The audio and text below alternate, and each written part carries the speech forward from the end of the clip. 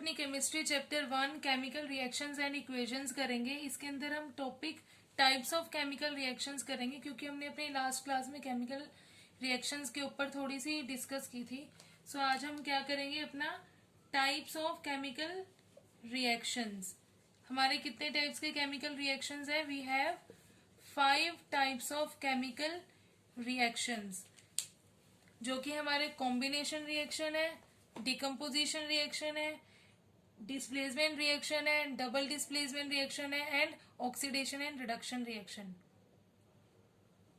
सो first आता है हमारा combination reaction, decomposition reaction, displacement reaction, double displacement reaction and oxidation and reduction reaction. अभी हम एक एक करके सारे रिएक्शंस के ऊपर आते हैं।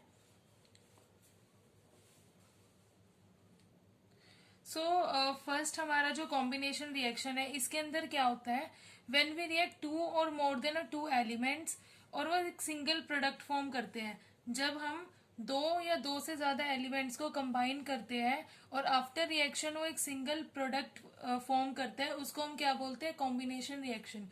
जैसे कि अगर हम कैल्शियम ऑक्साइड है, कैल्शियम ऑक्साइड को हम H2O जो वाटर है उसके साथ रिएक्ट करें तो वो क्या बन जाता है? हमारा calcium hydro oxide. Calcium oxide को हम क्या बोलते हैं? Basically quick lime. अगर हम वाटर के साथ इसको रिएक्ट करते हैं तो वो क्या बन जाता है? हमारा slack lime. So to reactants, इनको हम क्या बोलते हैं? रिएक्टेंट्स। और ये वाली साइड होती है हमारा प्रोडक्ट। व्हेन टू और more than two, when two and more than 2 reactants are react together, it form a single product. This is known as combination reaction. So quick lime, जिसको हम अपनी कॉमन लैंग्वेज में calcium oxide भी बोल देते हैं, जब वो वाटर के साथ रिएक्ट हुई तो उसने स्लेक लाइम बनाया, जिसको हम क्या बोलते हैं? कैल्शियम हाइड्रोक्साइड भी, calcium hydro oxide. It form a single product. This is known as combination reaction. When we react 2 or more elements, it form a single product. It is known as combination reaction. So next हमारा reaction है decomposition reaction. Decomposition reaction के word से ही आपको पता चल रहा है कि कोई चीज डिकम्पोज होके, ब्रेक डाउन होके टू और मोर देन सिंपलर प्रोडक्ट के अंदर आ रही है, उसको हम क्या बोलते हैं? Decomposition reaction. जब एक हमारा सिंगल रिएक्टेंट होता है, वो सिंगल रिएक्टेंट 2 और मोर देन 2 प्रोडक्ट के अंदर हमारा चेंज हो जाता है आफ्टर ब्रेक डाउन, उसको हम बोलते हैं डिकम्पोजिशन रिएक्शन। जैसे हमारा एक एग्जांपल है फेरस सल्फेट। फेरस सल्फेट हमारा ब्रेक डाउन हुआ फेरिक ऑक्साइड में, Fe2O3 और SO2 एंड SO3 में। जो हमारा फेरस सल्फेट है ये ब्रेक डाउन हुआ, ये हमारा सिंगल रिएक्टेंट था। सिंगल रिएक्टेंट हमारा ब्रेक डाउन होने के बाद 2 और मोर देन 2 प्रोडक्ट के अंदर आया, इसको हम क्या बोलते हैं? डिकम्पोज हो जाना। When single reactant break down and the product will be gain out 2 और मोर देन, सो उसको हम क्या बोलते हैं? Decomposition reaction. सिंगल प्रोडक्ट था हमारा, ये सिंगल रिएक्टेंट था। आफ्टर ब्रेक डाउन ये हमारा 2 और मोर देन 2 प्रोडक्ट के अंदर आया, इसको हम डिकम्पोजिशन रिएक्शन बोलते हैं। इसका हमारा जैसे नेक्स्ट एग्जांपल है आपका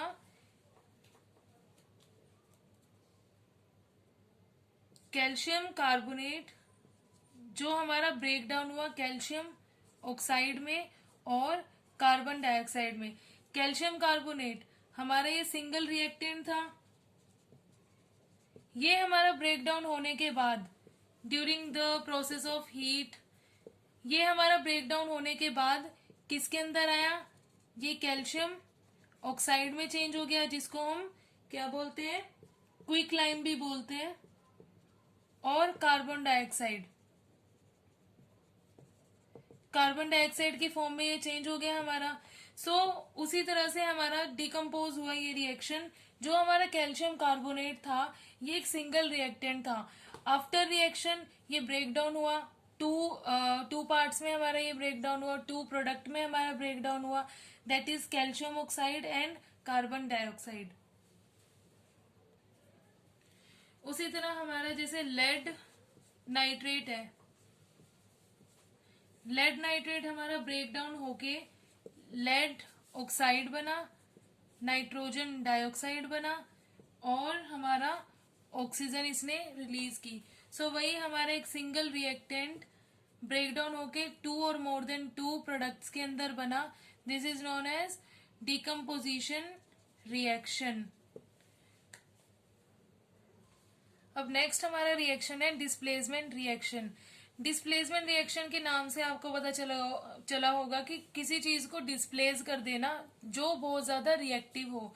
सो इसके अंदर भी ऐसे ही है, when more reactive element displace less reactive element, this is known as displacement reaction. When more reactive element displaced less reactive, उसको हम क्या बोलते हैं, डिस्प्लेसमेंट रिएक्शन बोलते हैं। ऐसे ही इसका एक एग्जांपल है हमारा, जैसे हमारा आयरन है वो कॉपर सल्फेट के सॉल्यूशन को डिस्प्लेस करके, आयरन क्या करेगा, कॉपर सल्फेट सॉल्यूशन को डिस्प्लेस करके अपना आयरन सल्फेट जिसको हम बोलते हैं फीरस सल्फेट सॉल्यूशन, और कॉपर क्या हो जाएगा हमारा अलग। सो आयरन जो था हमारा, आयरन ने रिएक्ट किया कॉपर सल्फेट के साथ, जो हमारा कॉपर सल्फेट सोल्यूशन था उसके साथ आयरन ने रिएक्ट किया। आफ्टर रिएक्शन उसने किसके साथ बनाया अपना कंपाउंड, जिसको हम बोलते हैं फीरस सल्फेट। ये आयरन सल्फेट जो है हमारा नॉन एज फीरस सल्फेट। जो हमारा कॉपर है Cu वो अलग हो गया। सो आयरन ने क्या किया, एज सच हमें पता ही है कि जो आयरन है वो मोर रिएक्टिव है कॉपर से। So if the iron is more reactive than copper, so वो कॉपर को डिस्प्लेस करेगा। कॉपर डिस्प्लेस होने के बाद अलग हो गया और आयरन ने क्या बना लिया अपना आयरन सल्फेट सॉल्यूशन, जिसको हम फीरस सल्फेट सॉल्यूशन भी बोलते हैं। जैसे हमारा जिंक है, if zinc is react with copper sulphate solution, so वो क्या बना लेगी हमारा जिंक सल्फेट प्लस जो कॉपर है वो क्या हो जाएगा हमारा डिस्प्लेस हो जाएगा due to the displacement reaction, because zinc is more reactive than copper. If zinc is more reactive than copper, then zinc displace copper from the copper sulphate solution. Zinc ने copper sulphate solution से copper को displace कर दिया और अपना zinc sulphate solution बना लिया, और कॉपर क्या हो गया हमारा डिस्प्लेस, जिसको हम बोलते हैं displacement reaction. When more reactive element, zinc is more reactive element, displace less reactive element, copper is less reactive element, that is why the copper is displaced away and zinc made the solution with zinc sulfate. Now अब हमारा topic है double displacement reaction. In this reaction when both the reactant side and both the product side are doubly displaced, these in these reaction reactant side और हमारी जो product side है वो डबली interchange displace कर देती है। जैसे मैं आपको बता रही हूं, Na2SO4 हमारा सोडियम सल्फेट है, ये रिएक्ट करेगा बैरियम क्लोराइड के साथ। Sodium sulphate react with barium chloride. After reaction ये क्या बनाएगा हमारा barium sulphate plus sodium chloride. Sodium sulphate barium chloride, after reaction barium sulphate sodium chloride. ये है हमारा रिएक्टेंट साइड, ये है हमारा प्रोडक्ट साइड, जो हमारा आफ्टर रिएक्शन जो प्रोडक्ट हुआ है। इस टाइम हमारा क्या है sodium sulphate barium chloride. Sodium react करेगा हमारा क्लोराइड के साथ,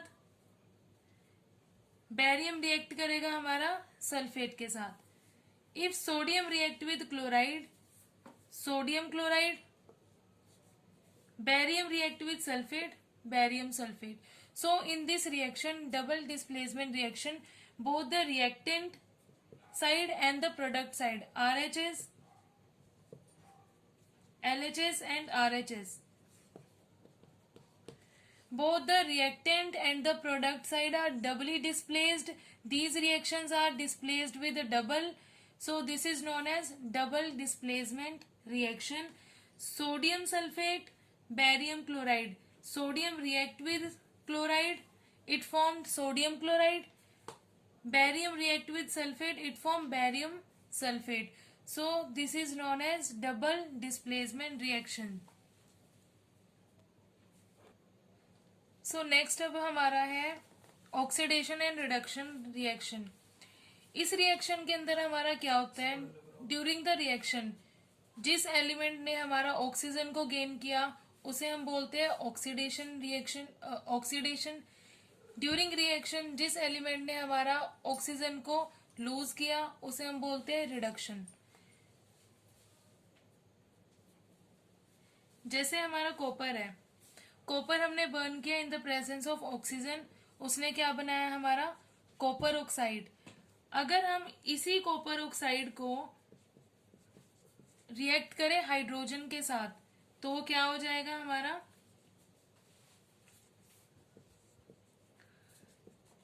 if copper oxide react with hydrogen तो क्या बन जाएगा हमारा वाटर प्लस कॉपर हमारा क्या हो जाएगा अलग। सो इन दिस रिएक्शन आपको क्या लग रहा है, ये जो हमारा कॉपर ऑक्साइड था, कॉपर के पास इस टाइम क्या था ऑक्सीजन, आफ्टर रिएक्शन कॉपर क्या हो गया हमारा अलग, हाइड्रोजन के पास इस टाइम ऑक्सीजन नहीं था, आफ्टर रिएक्शन हाइड्रोजन के पास ऑक्सीजन आ गया। सो इन दिस रिएक्शन ये जो हमारा रिएक्टेंट साइड है और ये जो हमारा प्रोडक्ट साइड है, रिएक्टेंट साइड हमारा जो हाइड्रोजन था उसके पास वो उस टाइम पे रिड्यूस था, आफ्टर रिएक्शन इसके पास ऑक्सीजन है हमारा, सो ये क्या हो जाता है हमारा ऑक्सीडाइज हो गया। सो दैट इज वाई हम इसको क्या बोलते हैं ऑक्सीडेशन। आफ्टर रिएक्शन जो कॉपर है हमारा वो रिड्यूस हो गया, सो ये हो जाएगा हमारा रिडक्शन रिएक्शन। नेक्स्ट अभी हम कोरोजन और रेंसिडिटी के ऊपर थोड़ा डिस्कस कर लेंगे, उसी के साथ आपका जो चैप्टर है वो वाइंड अप होता है। सो अभी हमारा कोरोजन और रेंसिडिटी पे है थोड़ा सा आपकी बुक के अकॉर्डिंगली टॉपिक। सो कोरोजन क्या होता है, जो हमारे सारे ऑल मेटल्स हैं, मेटल्स आर्टिकल्स हो गए आपके, लाइक आयरन हो गया आपका, सिल्वर हो गया और कॉपर हो गया आपका, ये जो आपके सारे मेटल आर्टिकल्स हैं ये वर कॉन्टेक्ट विद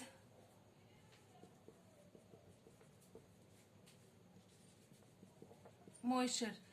ये जो हमारे सारे मेटल आर्टिकल्स हैं when they were contact with moisture, किसी भी मॉइस्चर के कॉन्टेक्ट में ये सारे आपके आर्टिकल्स आते हैं। आपके आयरन हो गया, आपके सिल्वर होगी, आपके जो कॉपर आर्टिकल हैं वो आपके जो मॉइस्चर के कॉन्टेक्ट के अंदर आते हैं। सो ये क्या हो जाता है कोरोड। ये जो हमारे सारे जो मेटल आर्टिकल्स हैं ये कोरोड हो जाते हैं क्योंकि ये हमारे मॉइस्चर के कांटेक्ट में आते हैं। उस मॉइस्चर के कांटेक्ट में आने के बाद ये जो सारी हमारी मेटल है उसमें क्या हो जाता है कोरोजन लग जाता है, वो सारी जो मेटल आर्टिकल्स है वो कोरोड हो जाती है। जैसे आपका जो आयरन है वो रेडिश ब्राउन हो जाता है, रेडिश ब्राउन कलर उसमें आ जाता है। जो आपकी सिल्वर है वो किस कलर में आ जाती है, वो ब्लैक कलर में आ जाती है जब वो किसी भी मॉइस्चर के कांटेक्ट में आती है। आपका जो कॉपर है वो ग्रीन कलर हो जाता है उसका। सो वो क्या हो जाती है, जो आपके सारे मेटल आर्टिकल्स हैं वो ग्रीन कलर हमारा कॉपर में आता है, ब्लैक कलर हमारा सिल्वर में आता है। वैसे ही हमारे जो अदर जो मेटल आर्टिकल्स है वो कोरोड हो जाने की वजह से, मॉइस्चर के कांटेक्ट में आने की वजह से खराब हो जाते हैं, उनमें कोरोजन हो जाता है, उसे हम क्या बोलते हैं, कोरोजन। सो रेंसिडिटी क्या होता है हमारा, जो आपके फूड आर्टिकल्स हैं, फूड आइटम जो आप खाते हो, कोई भी बाजारी चीज आप खाते हो या फिर कोई भी आपका फूड आर्टिकल है, वो जब स्पॉइल हो जाता है, उसमें से एक स्मेल आने लग जाती है, वो फूड हमारा रेंसिड हो जाता है, उसको हम क्या बोलते हैं, rancidity. Due to the spoil, हमारा जो फूड है वो स्पॉइल हो जाता है, खराब हो जाता है, उसमें से स्मेल, फॉल स्मेल हमारी आने लग जाती है, उसको फूड आइटम जो है हमारा वो क्या हो जाता है, टोटली हमारा रेंसिड हो जाता है, हमारा आर्टिकल जो फूड है वो खराब हो जाता है। सो उसकी वजह से हमारी जो जो हम बाजार की जो चिप्स वेफर्स जो भी हम खाते हैं, बिस्किट्स वगैरह, उसके अंदर एंटीऑक्सीडेंट यूज होता है, जिसकी वजह से वो बहुत मंथ, 3 मंथ 4 मंथ तक जो हमारे टिक पाते हैं। अदरवाइज जो हमारे फूड आर्टिकल्स हैं जो हम डेली खाते हैं वो बहुत जल्दी हमारे स्पॉइल हो जाते हैं, जिसकी वजह से उनमें फॉल स्मेल आने लग जाती है। सो तभी हम जो बोलते हैं हमारे जो फूड है वो रेंसिड हो गया। सो यहीं पे हमारा जो टॉपिक है वो कंप्लीट होता है। नेक्स्ट हम बैलेंसिंग वाला करेंगे क्वेश्चंस अपनी नेक्स्ट क्लास में। Okay, thank you. So if you have any doubt, so comment down below, you can comment. अगर आपको किसी भी टॉपिक से रिलेटेड डाउट हो, किसी भी लेक्चर्स आपको अगर चाहिए, सो आप कमेंट कर सकते हो। Thank you.